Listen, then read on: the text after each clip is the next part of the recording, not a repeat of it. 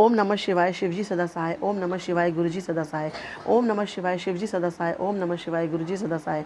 ओम नमः शिवाय शिवजी सदा सहाय। ओम नमः शिवाय गुरुजी सदा सहाय।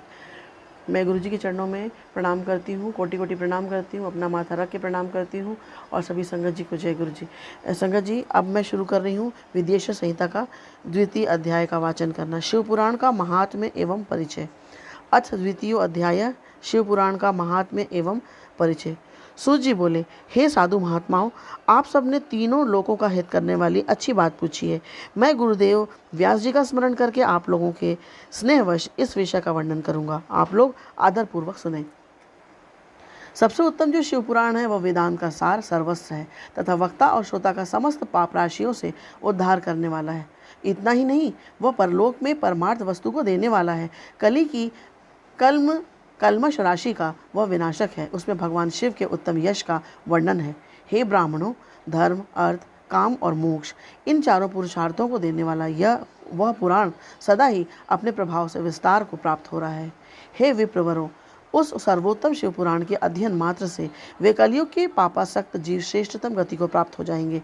अहो ब्रह्म हत्या आदि महान पाप अभी तक रहेंगे, अर्थात अपने फल को देने में समर्थ होंगे, जब तक जगत में शिव पुराण का उदय नहीं होगा।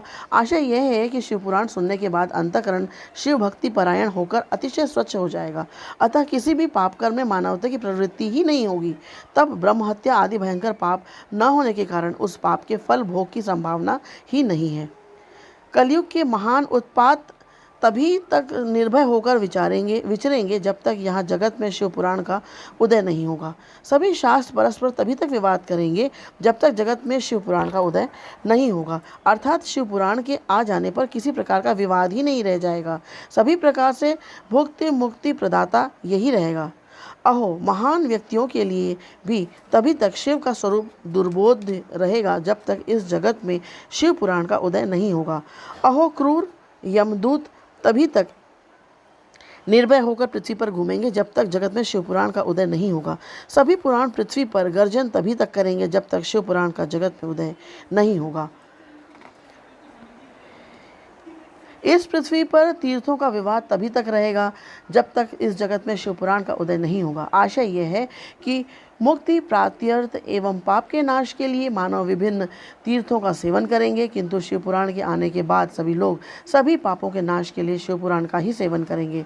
सभी मंत्र पृथ्वी पर तब तक आनंद पूर्वक विवाद करेंगे जब तक पृथ्वी पर शिव पुराण का उदय नहीं होगा। सभी क्षेत्र तभी तक पृथ्वी पर विवाद करेंगे जब तक पृथ्वी पर शिव पुराण का उदय नहीं होगा।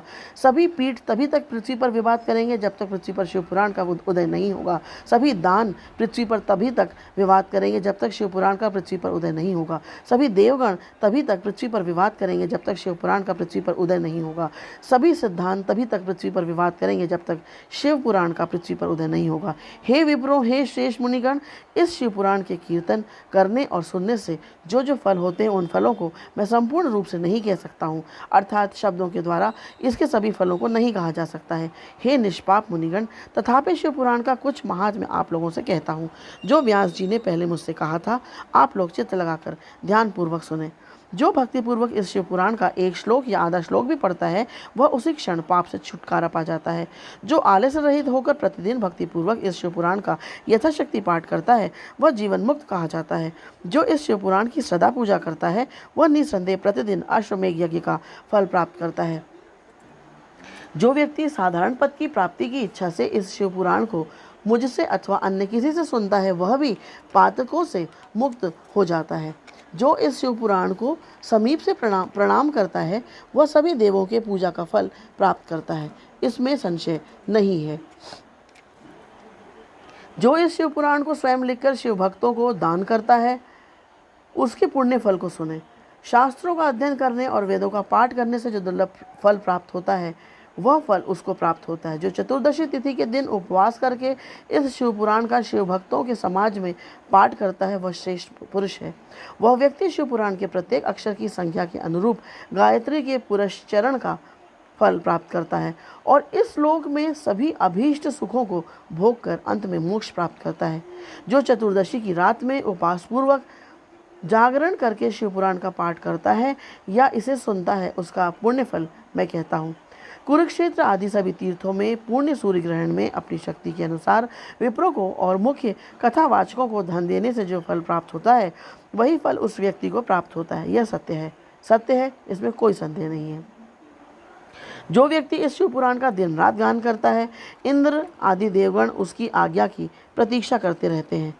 इस शिव पुराण का पाठ करने वाला और सुनने वाला व्यक्ति जो श्रेष्ठ कर्म करता है वह कोटि गुना हो जाता है, अर्थात कोटि गुना फल देता है।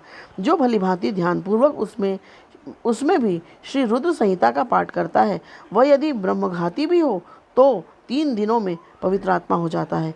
जो भैरव की मूर्ति के पास मौन धारण करके रुद्र संहिता का प्रतिदिन 3 बार पाठ करता है वह सभी कामनाओं को प्राप्त कर लेता है। जो व्यक्ति वट और बिल्व वृक्ष की प्रदक्षिणा करते हुए उस रुद्र संहिता का पाठ करता है वो ब्रह्महत्या के दोष से भी छुटकारा पा जाता है। प्रणव के अर्थ को प्रकाशित करने वाली ब्रह्मरूपिणी साक्षात कैलाश संहिता रुद्र संहिता से भी श्रेष्ठ कही गई है। हे द्विजों, कैलाश संहिता का संपूर्ण महात्म्य तो शंकर जी ही जानते हैं, उससे आधा महात्म्य व्यास जी जानते हैं और उसका भी आधा मैं जानता हूँ। उसके संपूर्ण महात्म्य का वर्णन तो मैं नहीं कर सकता, कुछ ही अंश कहूँगा जिसको जानकर उसी क्षण चित्त की शुद्धि प्राप्त हो जाएगी। हे द्विजों, लोक में ढूंढने पर भी मैंने ऐसे किसी पाप को नहीं देखा जिसे वह रुद्र संहिता नष्ट न कर सके।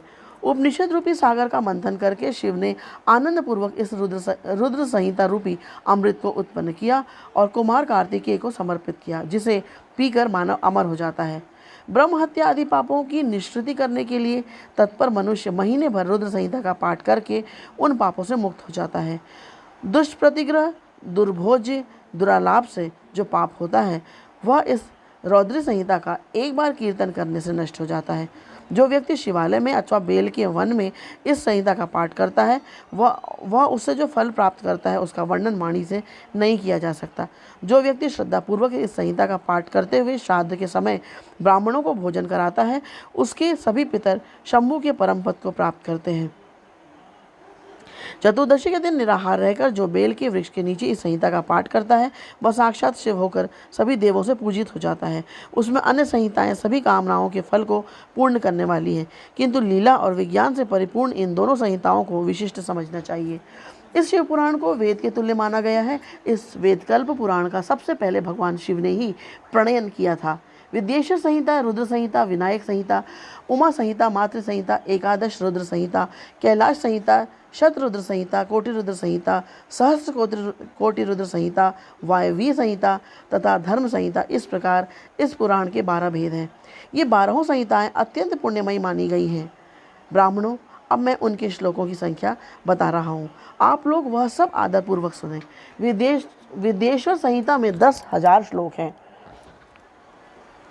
रुद्र संहिता, विनायक संहिता, उमा संहिता और मातृ संहिता, इनमें से प्रत्येक में 8-8 हजार श्लोक हैं।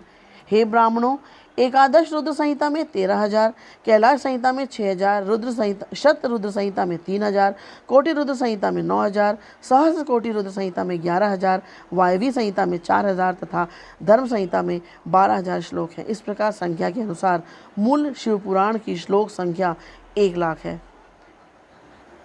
परंतु व्यास जी ने उसे 24,000 श्लोकों में संक्षिप्त कर दिया है। पुराणों की क्रम संख्या के विचार से इस शिव पुराण का स्थान चौथा है। इसमें 7 संहिताएं हैं। पूर्व काल में भगवान शिव ने श्लोक संख्या की दृष्टि से 100 करोड़ श्लोकों का एक ही पुराण ग्रंथ बनाया था। सृष्टि के आदि में निर्मित हुआ वह पुराण साहित्य अत्यंत विस्तृत था। तत्पश्चात द्वापर आदि युगों में द्वैपायन, व्यास आदि महर्षियों ने जब पुराण का 18 भागों में विभाजन कर दिया उस समय संपूर्ण पुराणों का संक्षिप्त स्वरूप केवल 4,00,000 श्लोकों में रह गया। श्लोक संख्या के अनुसार यह शिव पुराण 24,000 श्लोकों वाला कहा गया है। यह वेद तुल्य पुराण 7 संहिताओं में विभाजित है।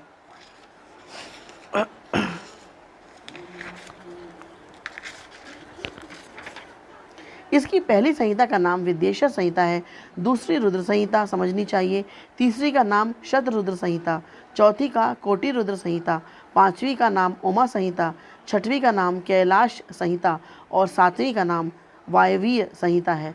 इस प्रकार ये 7 संहिताएं मानी गई हैं। इन 7 संहिताओं से युक्त दिव्य शिव पुराण वेद के तुल्य प्रामाणिक तथा सबसे उत्कृष्ट गति प्रदान करने वाला है। 7 संहिताओं से समन्वित इस संपूर्ण शिव पुराण को जो आद्योपांत आदरपूर्वक पढ़ता है वह जीवन मुक्त कहा जाता है। वेद, स्मृति, पुराण, इतिहास तथा सैकड़ों आगम इस शिव पुराण की अल्प कला के समान भी नहीं है। यह निर्मल शिव पुराण भगवान शिव के द्वारा ही प्रतिपादित है। शैव शिरोमणि भगवान व्यास ने इसे संक्षेप कर संकलित किया है। यह समस्त जीव समुदाय के लिए उपकारक, त्रिविध तापों का नाशक, तुलना रहित एवं सत्पुरुषों को कल्याण प्रदान करने वाला है। इसमें वेदांत विज्ञान में प्रधान तथा निष्कपट धर्म का प्रतिपादन किया गया है। यह पुराण ईर्ष्या रहित अंतःकरण वाले विद्वानों के लिए जानने की वस्तु है। इसमें श्रेष्ठ मंत्र समूहों का संकलन है और यह धर्म, अर्थ तथा काम से समन्वित है, अर्थात इस त्रिवर्ग की प्राप्ति के साधन का भी इसमें वर्णन है।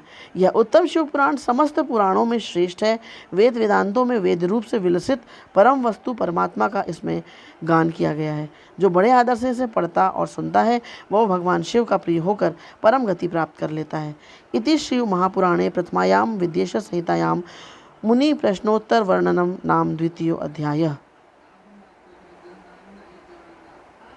इस प्रकार शिव महापुराण के अंतर्गत प्रथम विद्येश्वर संहिता में मुनि प्रश्नोत्तर वर्णन नामक दूसरा अध्याय पूर्ण हुआ।